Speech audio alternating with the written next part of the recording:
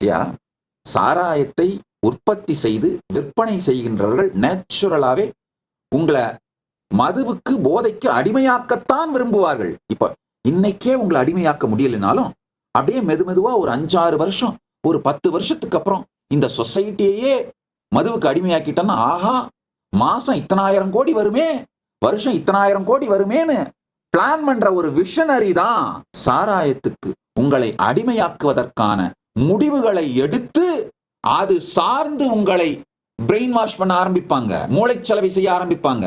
இது மாதிரிதான் ஒவ்வொரு துறையிலும்.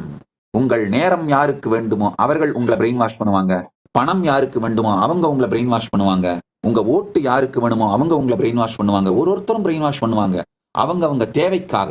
எனக்கு உங்களிடமிருந்து எதுவும் தேவையில்லை. பரம சத்தியத்தை உங்களுக்கு சொல்வது மட்டும்தான், உங்களை முழுமையான சுதந்திரனாக மாற்றுவது மட்டும்தான் என் நோக்கம் என்பதனால் சத்தியத்தை, பரம சத்தியத்தை உள்ளது உள்ளவாறே சொல்லுகின்றேன்.